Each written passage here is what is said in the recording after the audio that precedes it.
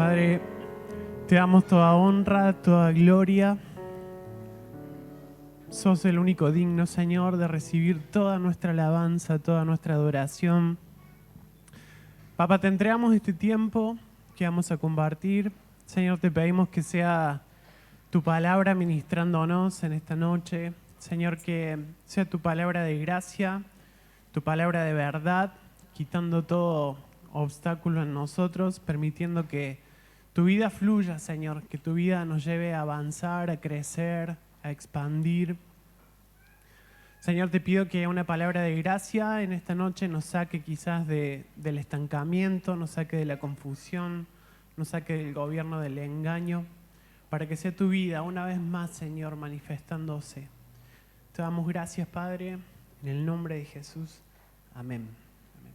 Puede tomar asiento, buenas noches. ¿Cómo están? ¿Bien? ¿Están contentos? Gracias a Dios, che. Quiero compartirles un pasaje que está en Romanos capítulo 1, versículo 1. Vamos a leer del 1 al 5.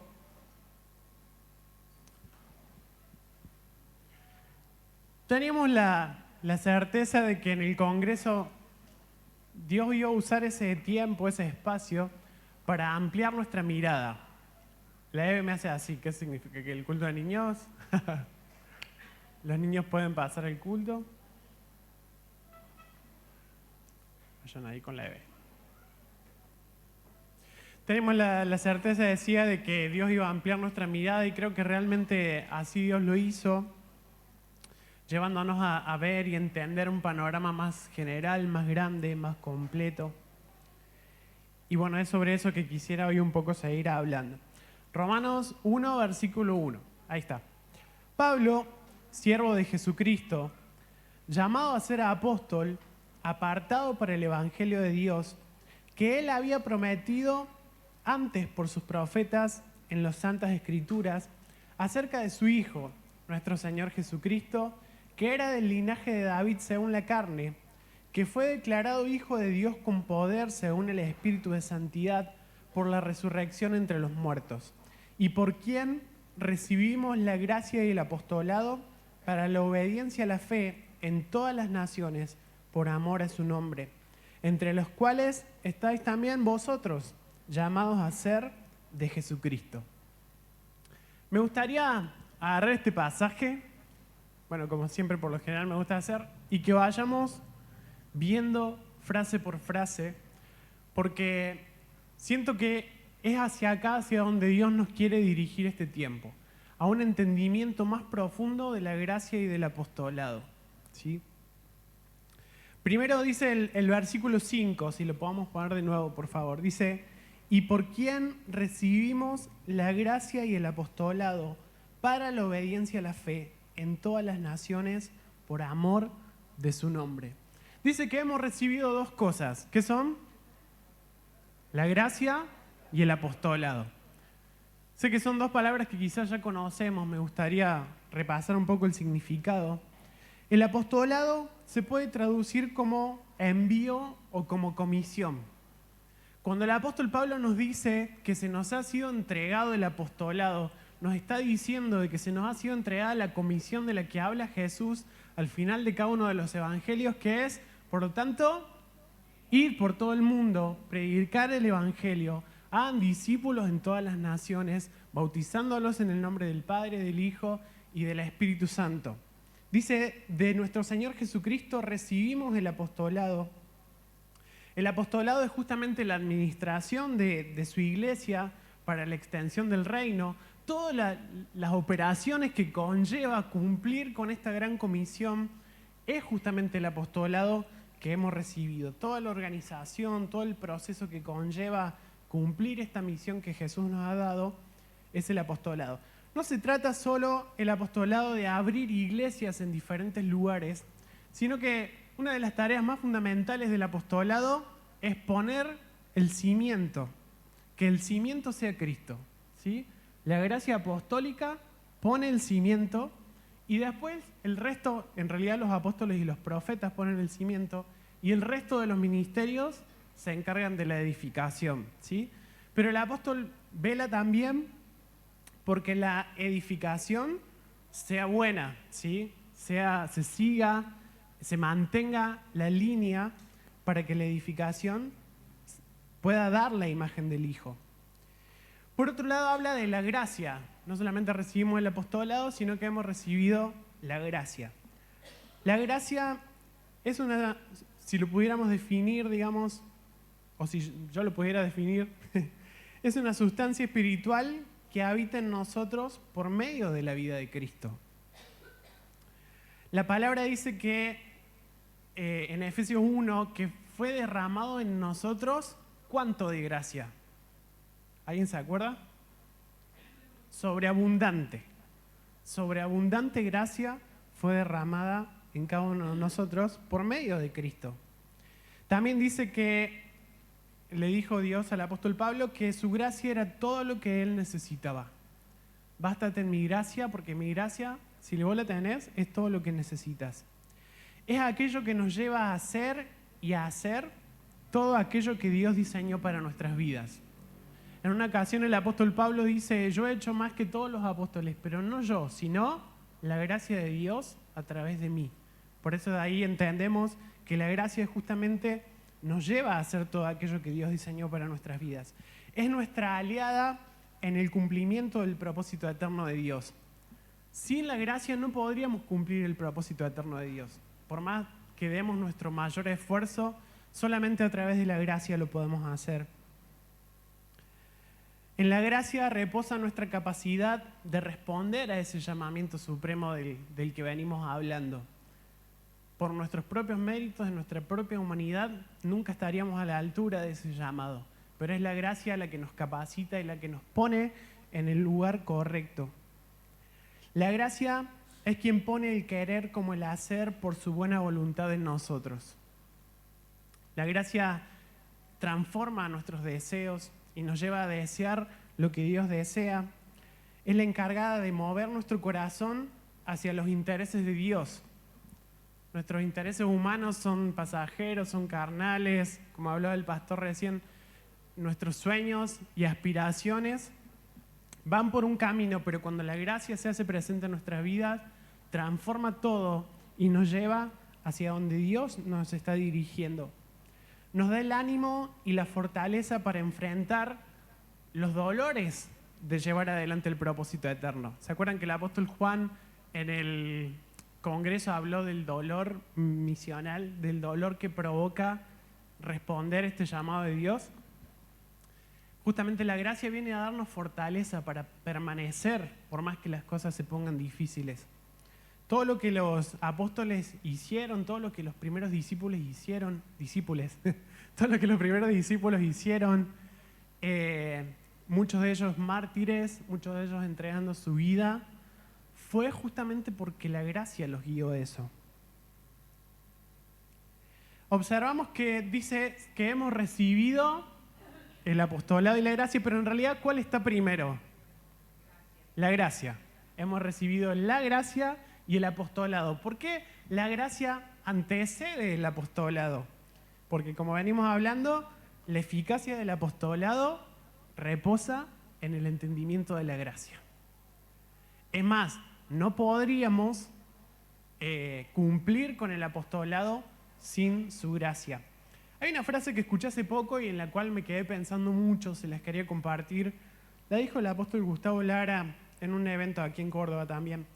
Dice, dime cuán fundamental es su gracia en tu vida y te diré cuánto entiendes de su gracia. Te la repito, decime cuán fundamental es para vos la gracia y entonces te voy a decir cuánto la entendés.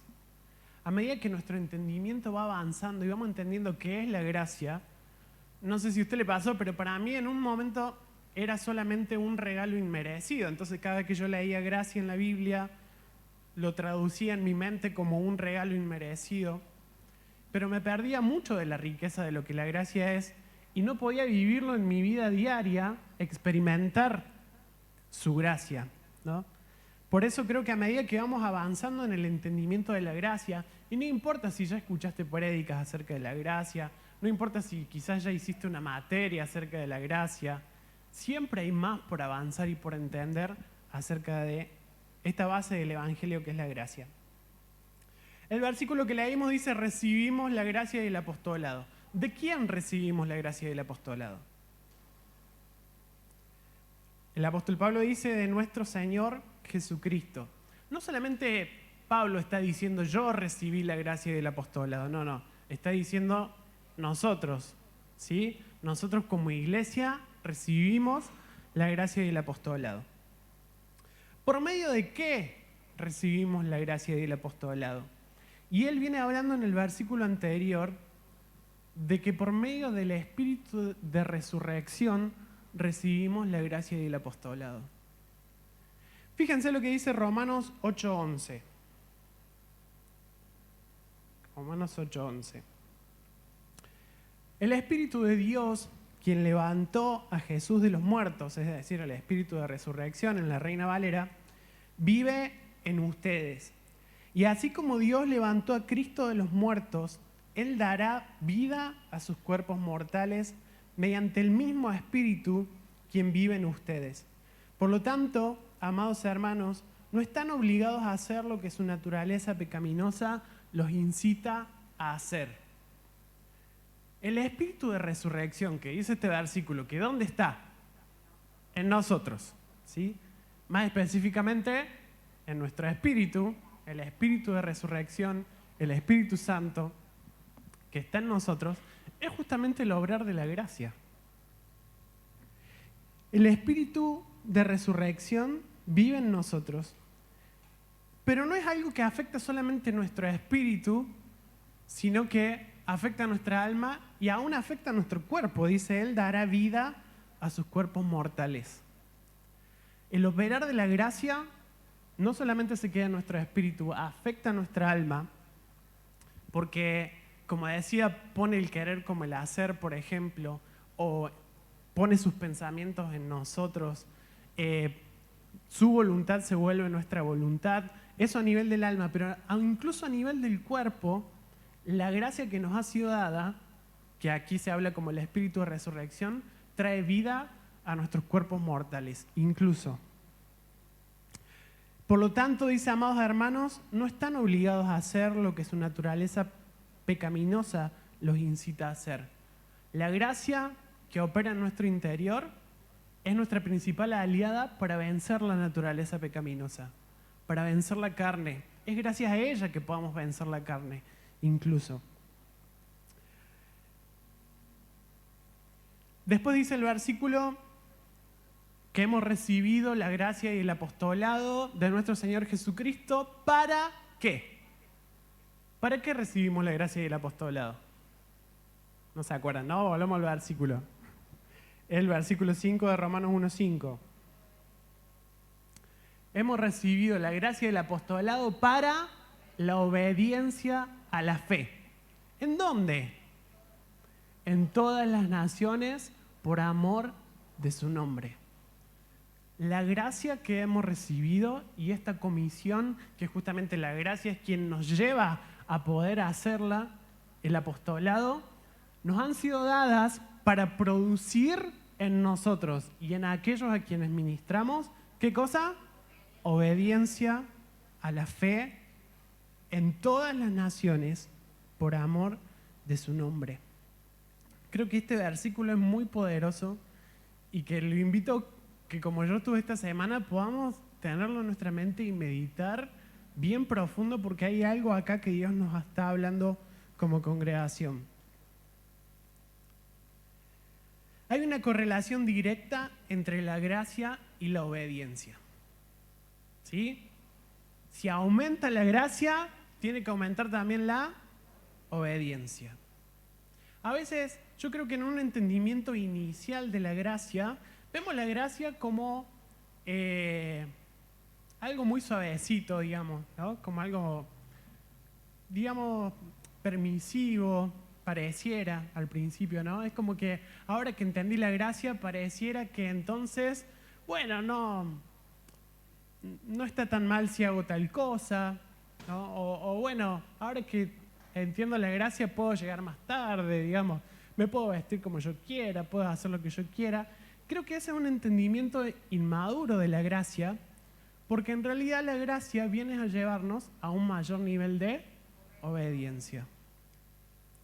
La gracia viene a elevarnos y ponernos en el lugar que por nuestros propios esfuerzos no podríamos llegar, ¿sí? Cuando la gracia aumenta, la pasión de la obediencia a la fe aumenta. Cuando la gracia aumenta, la gracia, creo que una característica que tiene es que no te deja quieto, la gracia te moviliza internamente. La gracia te lleva a hacer, por eso el apóstol Pablo dijo, yo hice más que todos los demás apóstoles, pero no porque yo fuera mejor o porque tuviera más mérito. Yo lo que diría es porque el apóstol Pablo entendió más la gracia que los demás apóstoles. Leamos ese versículo, 1 Corintios 15:10, si lo podemos buscar. 1 Corintios 15:10. Sin embargo, lo que ahora soy, todo se debe a que Dios derramó su favor especial sobre mí. La Reina Valera, ¿qué dice? Su gracia. Y no sin resultados, pues he trabajado mucho más que cualquiera de los otros apóstoles, pero no fui yo, sino Dios quien obraba a través de mí por su gracia. Yo debo confesar que cuando era más chico y leía este versículo, yo decía, el apóstol Pablo tiene una falsa humildad acá y se quiere hacer el humilde y quiere decir, no, pero no fui yo, fue el Señor. ¿Vieron que a veces usamos esa frase como de falsa humildad? Pero en realidad no es así. En realidad el apóstol Pablo estaba reconociendo que no fue por él. Incluso en otros versículos dice, me fue impuesta necesidad. Hubo algo interior que me movilizaba a hacer, a lo cual no me podía negar porque me consumía como fuego en mis huesos. Cuando somos movilizados por la gracia, producir para el cielo es un placer. Cuando somos movilizados por la gracia, producir para el cielo es un placer. Porque la gracia te lleva a hacer sin medir el costo. Vos decís, Dios te llama a hacer tal cosa, como este ejemplo que contaba el pastor en la Santa Cena, venderte como esclavo. ¿Qué persona loca hace eso? Una persona movilizada por la gracia. Y vos le podés decir, digamos, humanamente todo lo que eso le va a costar, le va a sacrificar, y la persona está dispuesta a hacerlo igual. Ese es el operar de la gracia. Si la gracia aumenta, no te van a tener que andar empujando para que hagas las cosas. Los que están pastoreando, liderando, no van a tener que empujar a la gente para que haga lo que tiene que hacer. Las personas lo van a hacer por la movilización interna del espíritu, no por una imposición. Por eso me da tanta alegría sentir que Dios nos está llevando a esto, ¿no? No sé cuántos se han sentido con sus discípulos, se han sentido liderando el área de trabajo con la que están liderando, empujando, y parece que no avanza. Porque liderar sin gracia es una desgracia. Es una desgracia total liderar aunque sea una sola persona, sin gracia. Porque te vas a frustrar, porque sentís que no avanza, que está siempre lo mismo, que no hay fruto. Vos decís, tanto trabajo, y pareciera que no pasa nada. No sé cuántos han tenido la oportunidad de escuchar, pero a veces en las reuniones de pastores, en las reuniones de líderes, es lo más común de escuchar, ¿no? La frustración porque no se ven resultados, no se ve avance, no se ve transformación. Y justamente el elemento clave que falta es la gracia, el entendimiento de la gracia. Cuando la gracia nos gobierna y nos dirige, todo toma otro sentido y no podamos parar. Es lo que se espera de los creyentes, una obediencia basada en la gracia y no en la imposición. Claro, cuando la persona es inmadura, no queda otra que moverse a partir de imposiciones. Pero lo que la gracia viene a hacer es como generar esa fuerza en nuestro interior o esa necesidad en nuestro interior de hacer lo que tenemos que hacer, porque es la misma vida de Cristo guiándonos y dirigiéndonos a cumplir el propósito eterno de Dios. Si lo que hacemos en nuestro servicio lo hacemos sin gracia, no tiene la esperanza de manifestar la vida del Hijo. La idea de Dios es que todo lo que hagamos en nuestro servicio hacia Él pueda mostrar un rostro, pueda mostrar una imagen. ¿Y es la imagen de Él? Del Hijo. Pero si la gracia no es la que nos está motivando a hacer lo que estamos haciendo, no hay esperanza de manifestar esa vida. Lo único que vamos a manifestar es a nosotros mismos, es a nuestra humanidad, quizá nuestro cansancio. ¿Qué pasa si estoy estancado, si no siento deseos de orar, no siento deseos de congregar? Todo me es un peso leer la palabra, me es un peso servir, me es un peso trabajar para su reino. Esa es la clara evidencia de que la gracia no está operando en nuestro interior. Y hay una expresión que el apóstol Pablo usa para describir esto, que es que ustedes han caído de la gracia. Si podamos caer de la gracia, entonces podemos entender que también la gracia es un ámbito, es un lugar en el cual necesito estar, como vamos a leer en algunos versículos, necesito permanecer. Pero si el apóstol Pablo le dice, vamos a leer ahí, Gálatas 5:4.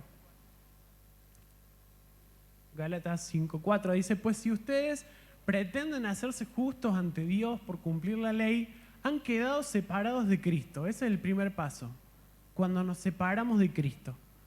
Cuando nos separamos de Cristo, automáticamente pasa lo segundo, nos caemos de la gracia. Y quisiera mencionar 3 cosas que por lo menos hoy entiendo que nos hacen caer de la gracia. 3 cosas que nos hacen caer de la gracia. Número 1, me caigo de la gracia cuando pongo mi mirada en mí mismo o en el hombre, en lo humano. Acá en los Gálatas, como les decía al principio, el apostolado pone el fundamento y después está velando que la edificación sea la correcta. Llegó a los oídos del apóstol Pablo de que la edificación estaba yendo para cualquier lado. Es como si hubiésemos venido y ve que la pared está así. Entonces ahí entra la gracia también del apostolado de venir a corregir. Le dice, me he enterado que algunos les están enseñando que para ser justos, para ser salvos, en realidad tienen que circuncidarse. Están poniendo la mirada en ustedes mismos y están anulando la cruz de Cristo. Dice que con tanta, no me acuerdo cuál es la palabra que usa, pero tan bien que se los prediqué, digamos en otras palabras, a la cruz de Cristo, ahora se están olvidando de eso. Cuando nos sentimos indignos a hacer la obra de Dios, cuando ponemos nuestra mirada en lo que nos falta, en lo que no tenemos desde nuestro punto de vista, en nuestros errores, en nuestros pecados, entonces nos caemos de la gracia. Cuando nos descalificamos por mirarnos humanamente, nos separamos de Cristo. Cuando nos comparamos, ¿no? Dios nos está hablando este tiempo de ser enviados. Y el primer pensamiento que se te viene a vos adentro es decir, nada, ¿qué voy a ser enviado yo? Si me faltan un montón de cosas. No, que Dios lo mande a aquel que está más preparado, a aquel. Eso nos hace caer de la gracia. 1 Corintios 1:26. Recuerden, amados hermanos, que pocos de ustedes eran sabios a los ojos del mundo, o poderosos o ricos cuando Dios los llamó. En cambio, Dios eligió lo que el mundo considera ridículo para avergonzar a los que se creen sabios y escogió cosas que no tienen poder para avergonzar a los poderosos. Dios escogió lo despreciado por el mundo, lo que se considera como nada, y lo usó para convertir en nada lo que el mundo considera importante. Como resultado, nadie puede jamás jactarse en la presencia de Dios. Dios los ha unido a ustedes con Cristo Jesús. Dios hizo que Él fuera la sabiduría misma para nuestro beneficio. Cristo nos hizo justos ante Dios, nos hizo puros y santos y nos liberó del pecado. Si vos te estás viendo como impuro, pecador, injusto, te estás viendo separado de Cristo. Y si estás separado de Cristo, ¿qué dijimos que pasaba? Te caíste de la gracia. Si a vos te dicen, no sé, ¿te gustaría hacerte cargo de un área, de los niños? Y vos lo primero que pensás es, no, si yo hago esto, yo hago lo otro, yo tengo este error, no, yo no tengo ni gracia justamente para hablar con los niños. Me estoy viendo separado de Cristo, quien lo tiene todo. Y eso me hace caerme de la gracia. Romanos 5:2 dice, por quien también tenemos entrada por la fe a esta gracia en la cual estamos firmes. ¿Cuál es nuestra entrada a la gracia? La fe. La entrada a este ámbito, a este lugar que se llama gracia, es la fe. Otra forma en la que me caigo de la gracia es cuando doy lugar a la amargura. Vamos a Hebreos 12:15. Hebreos 12:15. Dice, cuídense unos a otros para que ninguno de ustedes deje de recibir la gracia de Dios. Tengan cuidado de que no brote ninguna raíz venenosa de amargura, la cual los trastorne a ustedes y envenene a muchos. Una forma de dejar de recibir la gracia de Dios es por medio de una raíz de amargura. Así que me puse a buscar qué es amargura. Es un sentimiento duradero de frustración, resentimiento o tristeza, especialmente por haber sufrido una desilusión o una injusticia. Es una forma de depresión donde la persona se enfoca negativamente en el mundo exterior, pensando que ha sido tratada injustamente. ¿Sabes qué? Cuando nos aferramos a esos pensamientos que nos llevan al odio, que nos llevan al resentimiento, que nos llenan de bronca, entonces hay una raíz de amargura que está creciendo en nosotros. Y cuando esa raíz de amargura crece en nosotros, dejamos de recibir la gracia. Justamente porque está conectado con el punto anterior, porque estamos poniendo nuestra mirada en lo humano. Si acá dentro de la congregación te pasó alguna situación a la cual en tu mente y en tu corazón te aferraste, y cada vez que pensás en esa situación con los hermanos, con los líderes, con los pastores, te da bronca, te da enojo, y eso lo has ido cultivando en tu corazón. Esa raíz ha ido creciendo, ha ido creciendo, ha ido creciendo. Esa raíz empieza a dar sus frutos, porque dice que la cual los trastorna a ustedes, no solamente los trastorna a ustedes, sino que envenene a muchos. Porque cuando nos enrollamos con esas cosas que pertenecen al ámbito de lo humano, le damos lugar en nuestra mente y nuestro corazón a la bronca, al resentimiento, a la desilusión. Porque acá todos somos portadores de la vida de Cristo, pero también portadores de una humanidad. Todos tenemos cosas en las que Dios necesita seguir trabajando en nosotros, ¿cierto? Si yo decido enfocarme en lo que todavía le falta a mi hermano, voy a estar dando lugar a que la raíz de amargura crezca en nosotros. Esas cosas detienen el fluir de la gracia y nos llevan al estancamiento. Y al igual que el punto anterior, si decidimos poner nuestra mirada en lo humano, ahí dejamos de recibir la gracia. Una tercera forma en la que me caigo de la gracia es cuando amo el mundo. Vamos a Santiago 4:4. Fíjense lo que dice acá Santiago acerca de la gracia y el amor al mundo. Adúlteros, ¿no se dan cuenta de que la amistad con el mundo los convierte en enemigos de Dios? Lo repito, si alguien quiere ser amigo del mundo, se hace enemigo de Dios. ¿Acaso piensan que las escrituras no significan nada? Ellas dicen que Dios desea fervientemente que el Espíritu que puso dentro de nosotros le sea fiel. Dijimos que la gracia es también el Espíritu de resurrección que vive en nosotros, ¿no? Y acá el apóstol Santiago está diciendo que él desea que el Espíritu que puso en nosotros desea que le sea fiel. Cuando dejamos de serle fiel a los impulsos de la gracia, pasa lo que sigue. Y Él da gracia con generosidad. Como dicen las Escrituras, Dios se opone a los orgullosos, pero da gracia a los humildes. Creo que estoy leyendo la Reina Valera. A ver el 7. Así que, no, bueno, no sé qué versión. Así que humíllense delante de Dios, resistan al diablo y Él huirá de vosotros. Acérquense a Dios y Dios se acercará a ustedes. Lávense las manos, pecadores, purifiquen su corazón, porque su lealtad está dividida entre Dios y el mundo. Derramen lágrimas por lo que han hecho, que haya lamento y profundo dolor, que haya llanto en lugar de risa y tristeza en lugar de alegría. Humíllense delante del Señor y Él los levantará con honor. Cuando nuestra lealtad está dividida entre Dios y el mundo, no hay espacio para el operar de la gracia en nosotros. Porque la gracia nos lleva a hacer una cosa y la carne y el mundo nos llevan a hacer otra. No hay compatibilidad. Necesitamos, como dice el apóstol Santiago, necesitamos purificar nuestro corazón del mundo y de su corrupción. Fíjense los verbos, dice, acérquense, lávense, purifiquen su corazón, arrepiéntanse y humíllense. Al que se humilla, Dios le va a dar abundante, sí, pero en este versículo, gracia.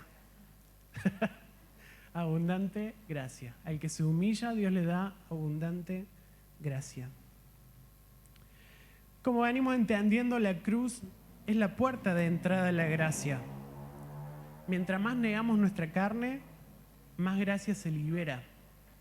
No sé cuántos quizás han podido identificar que la gracia no está operando 100% en su vida.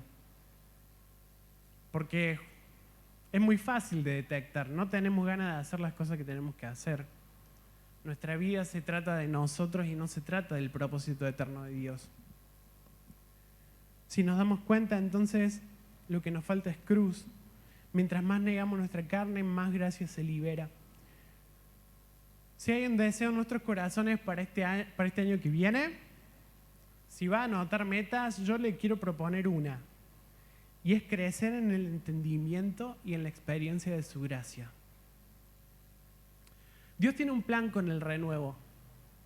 Dios tiene un plan con cada uno de los que estamos acá. Tiene un propósito eterno. Pero si no estamos siendo impulsados por su gracia, ese plan nunca se va a ver expresado en nuestros días. Nunca se va a concretar. Sin su gracia es imposible. Muchas veces las personas deciden no crecer en gracia y esto pone en riesgo toda la operación de la gracia. Vamos a Hechos 13:43.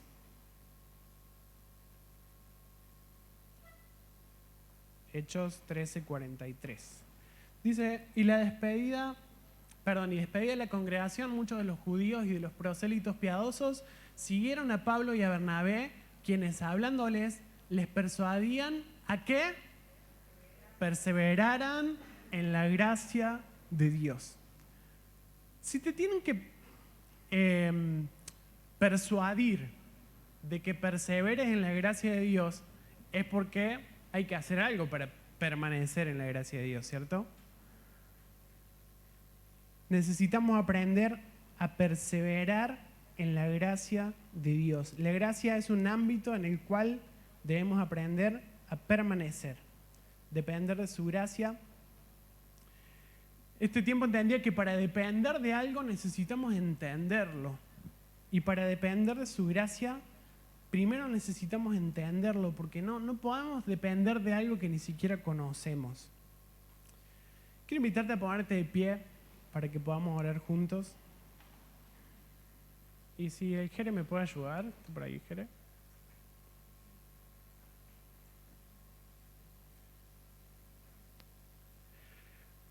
Cuando la obediencia es impuesta desde afuera, con el tiempo lo que produce es cansancio. Te lo repito, cuando la obediencia es impuesta desde afuera, con el tiempo lo que produce es cansancio. Lo que produce es hipocresía, porque estás tratando de quizás hacer por fuera lo que no tenés ganas de hacer por dentro. Cuando lo que haces en el servicio a Dios lo haces para quedar bien con la gente, para cumplir con los líderes, para cumplir con los pastores. Si lo que estás haciendo, lo estás haciendo desde tus esfuerzos humanos, eso no va a durar mucho y peor, no tiene posibilidad de expresar la imagen del Hijo.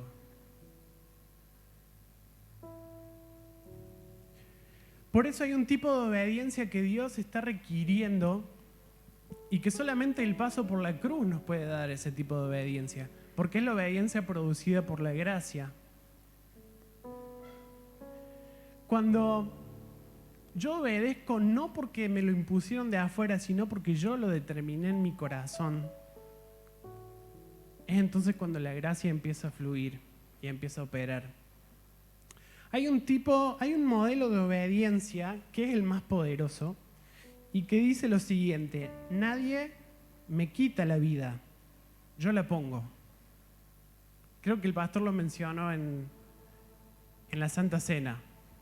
Jesús dijo: nadie me quita la vida, yo la doy en sacrificio. Dios nos está llamando a este tiempo a dejar de obedecer por imposiciones externas y obedecer como resultado de su gracia. Te aseguro que algo maravilloso sucede cuando nuestra obediencia es producida por la operación de la gracia en nuestro interior. Nuestras fuerzas son renovadas todos los días. Cuando estamos en los momentos de dificultad es nuestra fortaleza. Cuando sentimos que no hay dirección, la gracia es nuestra dirección. Nadie me quita la vida, yo la pongo. ¿Puedes? Si así lo sentí en tu corazón, hacer esta misma oración: Señor, nadie me lo impone, yo pongo la vida. Hoy veíamos con Eliana el documental de la selección argentina antes de ver el partido como una preparatoria. Nadie los obliga a estar sometidos a la presión a la que están. Nadie los obliga a entrenar como tienen que entrenar, a cuidarse en la alimentación como tienen que alimentarse, a estar lejos de su familia, a estar lejos de sus hijos. Nadie los obliga. Ellos decidieron. Y cuando vos tenés ese tipo de obediencia, la obediencia es un placer porque nadie te lo está imponiendo. Vos decidiste darlo todo por cumplir aquello que se te fue encomendado. Ellos por lograr propósitos de ellos mismos. Nosotros por ser participantes de un propósito eterno. Yo creo que Dios va a poder contar con la gente que tiene este tipo de oración. Señor, nadie me quita la vida, yo te la entrego. Con el peso de lo que eso significa, ¿no? El pastor David nos contaba el sábado pasado la historia de sus papás.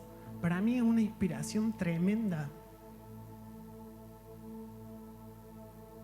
Nadie les dijo: ustedes tienen que ir a Argentina, tienen que aprender español, tienen que hacer esto. Fue el resultado de un impulso interior de la gracia misma que los hizo sentir la necesidad de que tengo que darlo todo. Tengo que soportar los bichos. ¿En dónde era, tío? En Río Primero. ¿Quién te hace eso? Yo le decía a mis hermanos: vinieron del primer mundo acá al campo. ¿Por qué? Porque la gracia se los impuso. Porque respondieron una obediencia. Y sabes que ese tipo de obediencia también es contagioso. Así como la raíz de amargura es contagiosa, cuando vos ves a alguien que obedece como resultado del operar de su gracia en su vida, eso te contagia. Te genera una pasión adentro porque enciende la gracia que vos mismo también recibiste. Te inspira, pero no solamente te inspira de una manera emocional, sino que te genera todo un movimiento interior de decir: yo también quiero darlo todo, yo también quiero entregar mi vida.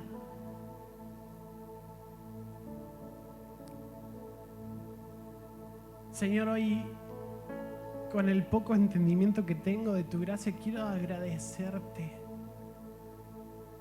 Agradecerte por haberla puesto en nuestro interior, Señor. Señor, quiero proponerme crecer en el entendimiento de tu gracia. Quiero experimentarla cada vez más. Quiero depender cada vez más de esa gracia, Señor. Quiero que tu gracia me lleve a reflejar la imagen de tu Hijo en todo lo que hago. Señor, si en esta noche hemos detectado que nos hemos caído de la gracia, que nos hemos separado de Cristo y que todo lo estamos haciendo a nuestras fuerzas y se ha vuelto tan pesado, tan cansador, tan agotador.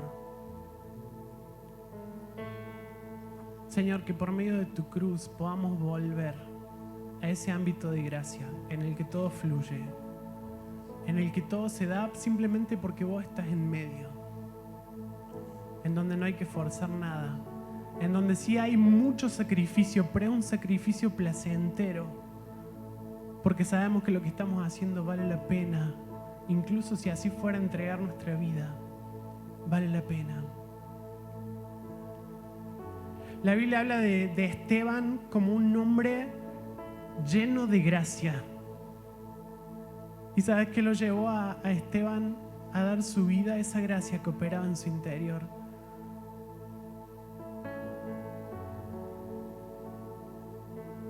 Señor, toma todo de nosotros, toma toda nuestra vida. Nos entregamos como un sacrificio vivo, Señor, tómalo todo. Hace de nosotros lo que quieras. Acá estamos dispuestos. Señor, vemos cómo el aumento de tu gracia se da en nuestras vidas porque hay también un aumento en la necesidad de obedecerte.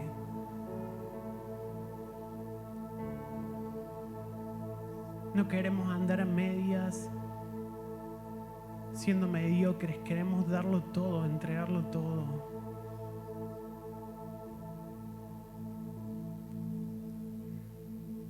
Señor, te pido que, como era al principio, que si hay engaños en nuestra vida que nos están deteniendo, que están obstaculizando el fluir de tu vida, Señor, que hoy tu verdad venga a remover esos obstáculos para llevarnos al avance que estás esperando de nosotros en este tiempo.